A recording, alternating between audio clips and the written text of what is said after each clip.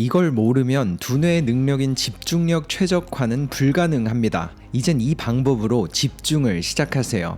학교에서 공부를 할 때, 그리고 직장에서 일을 할 때, 심지어 일을 마치고 무언가를 도전하거나 자신만의 사업을 하는 사람들까지 모든 사람들에게 가장 도움이 되는 기술이자 개인이 가질 수 있는 최고의 초능력은 아마 집중력이라고 말할 수 있을 겁니다. 집중을 통해서 우리는 무엇을 원하든지 가장 빠르게 얻을 수 있으니까요. 그리고 그런 집중의 능력을 두뇌 과학적으로 설명하고 수많은 사람들의 인생을 바꾸는 멘토 앤드류 후버만은 이렇게 말했습니다. 지금까지 제가 나눈 집중에 관한 모든 방법들은 이걸 모르면 무용지물입니다. 오히려 필요 없는 역효과를 부르는 나쁜 습관이 되어버릴지도 몰라요. 그러니 이걸 꼭 이해하세요. 집중력을 최적화하는 데 필요한 건 단 5초입니다. 이번 영상에선 공부와 일에서부터 그리고 목표를 향해 나아갈 때까지 인생에서 가장 필요한 능력인 집중력에 대한 인사이트를 여러분과 함께 나눠보려고 합니다.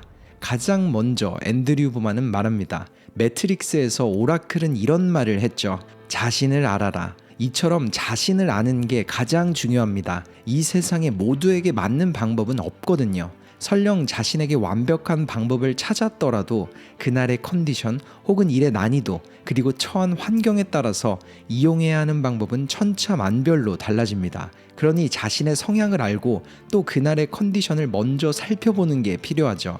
이 부분을 모르고 꾸준한 집중을 원한다면 50대 50 확률인 도박과 다름이 없습니다. 매번 온전한 집중을 하기는 불가능하니까요. 이렇게 말한 앤드류 후버만, 그리고 그가 말한 자신의 성향을 찾는 방법은 전혀 어렵지 않습니다. 단 5초도 안 걸릴 정도로 말이죠. 스스로에게 이런 질문을 한번 해보세요. 나는 평소에 에너지가 넘치는 사람인가? 앤드류 후버만은 이렇게 덧붙였습니다.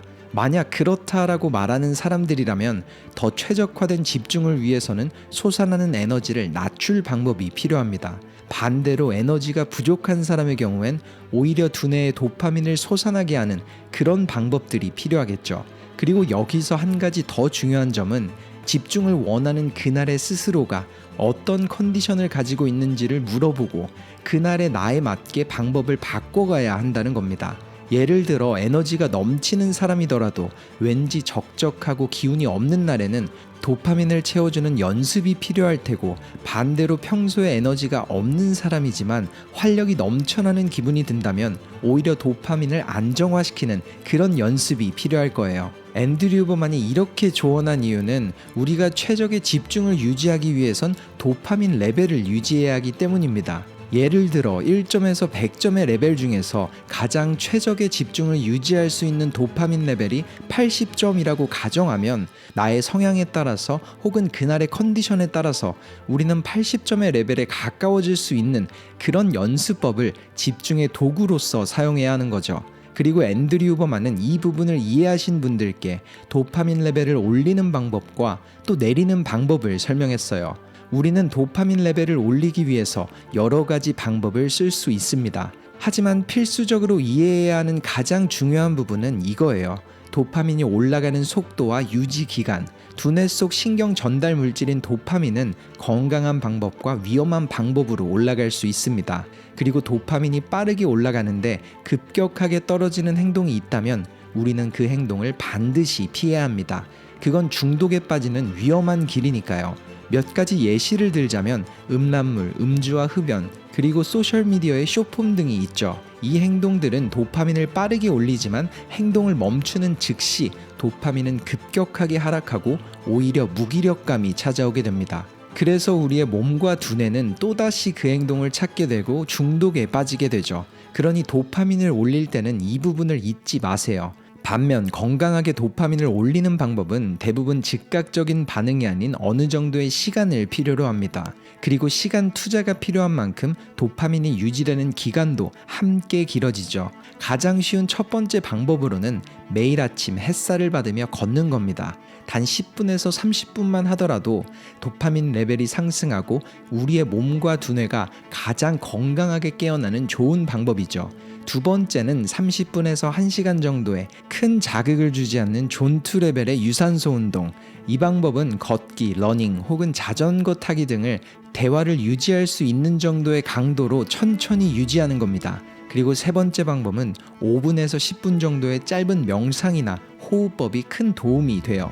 아니면 찬물 샤워도 정말 좋은 방법입니다. 네 번째는 커피나 티를 마시며 카페인을 섭취해보는 방법이 있죠.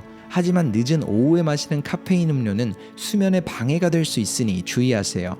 반대로 도파민 레벨을 낮추는 방법으로 첫 번째, 도파민을 분비하는 행동들을 너무 과격하거나 함께하지 않는 겁니다.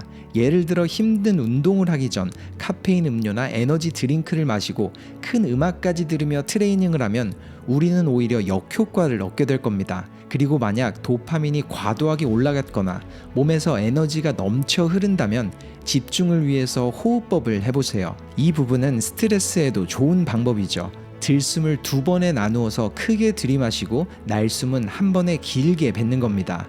제 연구소와 다른 기관의 연구 결과를 봐도 단 한 번에서 3번의 이 호흡법은 스트레스 레벨을 낮춤과 동시에 안정감과 편안함을 가져다 줍니다. 그리고 세 번째 방법으로는 조용한 환경에서 읽기 쉬운 책을 읽어보거나 핸드폰 없이 산책을 해보는 겁니다. 이 세 가지 방법들을 상황에 맞게 적절하게 사용할 때 도파민 레벨은 건강히 유지될 겁니다. 이렇게 자신의 인사이트를 나눈 앤드류 후버만, 그리고 그는 이 방법들을 사용하면서도 자기 자신을 먼저 알아야 한다고 말했죠.